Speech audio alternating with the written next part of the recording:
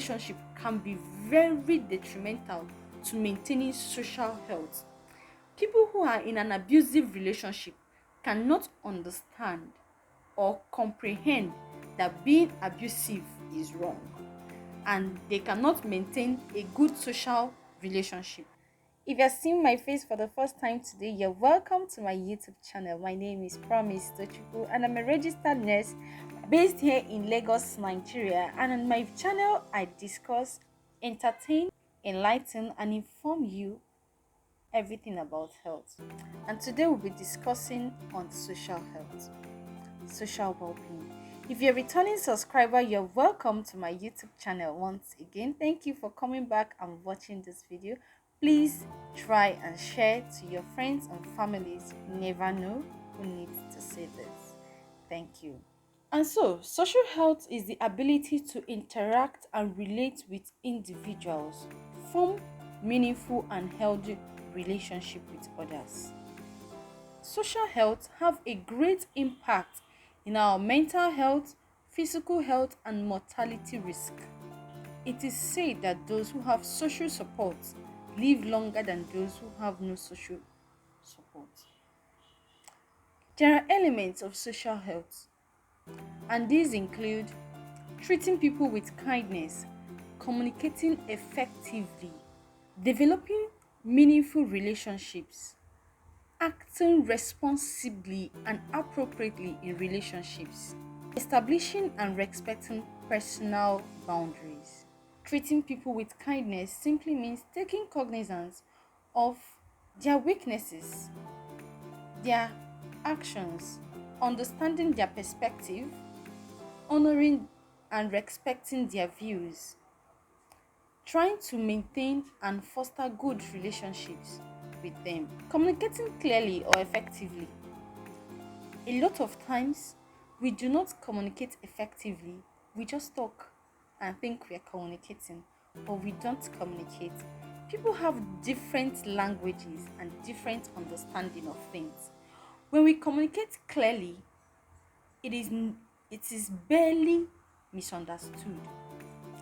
So effective communication involves taking note of people's personal boundaries, taking note of what people like and dislike, recognizing their ways of understanding. Communication deals with different ways of understanding, different ways of learning. Developing meaningful relationship entails giving your 100% in that relationship, as much as the other partner brings in his or her 100% in that relationship. Your thoughts, your ideas, your teaching, your emotion, your finances, and every other thing required to maintain a good relationship. It is a garbage in, garbage out. What you give, you receive. So building and developing good relationship could be at work, professional relationship, creating good rapport in your workplace, having a good family relationship, relating with your siblings, your parents, and every other person in the family unit. Classmates or schoolmates, having a good relationship with your schoolmates, your classmates, or every other people that are involved in an academic setting. It doesn't mean that in every of this setting there should be an intimacy. There are levels to relationship, and it is good we take cognizance of them and draw our map.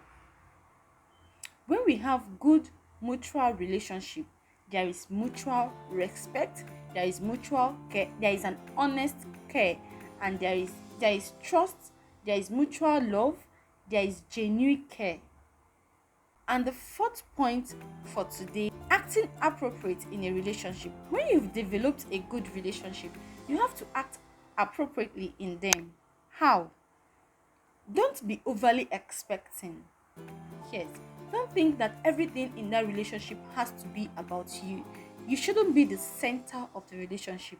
A relationship has to do with two or more persons, so it should be an interest of every person or everyone involved in such relationship. The interest of your company, the interest of your co-workers, the goal for which that relationship was built for. Are you in the relationship to build yourselves academically? Are you in a relationship to build yourself spiritually? Are you in that relationship to build yourself career-wise? You have to take note of this, and then it fosters or guides your behavior. In relationship, you give in, just as I said before, you give in 100% of what you can in that relationship. Your input, whether it is marriage, whether it is mutual friendship, whether it is career relationship, whether it is professional relationship. So, maintaining professional behavior in a professional environment is an appropriate way of behaving in a relationship. I hope you get it right. And remove abuse. Do not abuse your partner's kindness, honesty, care, and tenderness. Do not abuse any privilege you get in every relationship. You are not entitled to it. It is a privilege, it is an act of willingness. Establishing and respecting personal boundaries. In every relationship, there is individuality, and this individuality has to do with personal boundaries. There are boundaries for every person, for every relationship. Do not cross the boundary. Oburundi Igbo asị na ekene gafewe nkwaka obuzi ihe ọzọ. Like when a handshake has passed the handshake and is going to the elbow, it is something else. So, maintaining and respecting people's boundaries will help to build a good social health. Poor social health can lead to consequences. These consequences include inability to connect with people, of depression and anxiety, toxicity in relationships, poor ability to maintain personal boundaries, unwanted feeling of loneliness and solitude. We may need to understand that social health is tied together to mental health, as toxic relationship could trigger mental disbalance as much as mental disbalance can also lead to poor social health.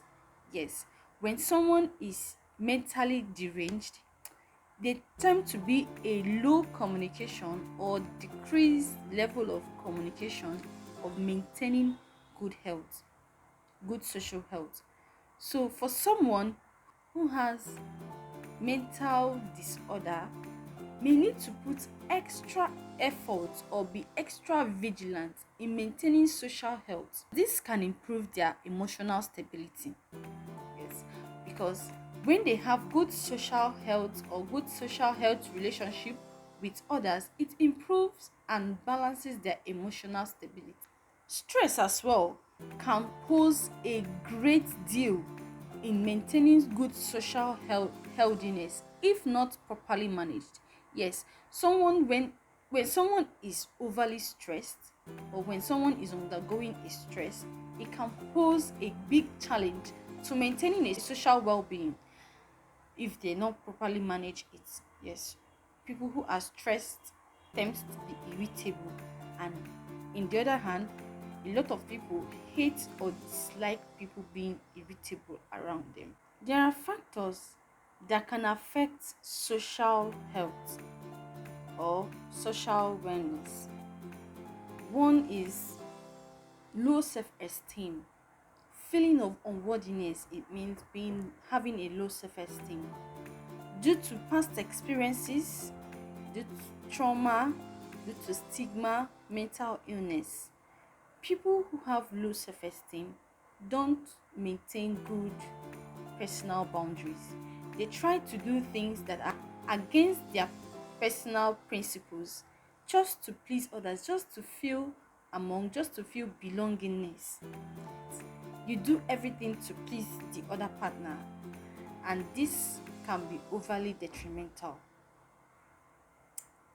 It could be as a result of past experiences, feeling of unwantedness. With that experience, they feel withdrawn, they feel low, they feel unworthy to belong in a particular social class Low self-esteem is a big factor that affects social health.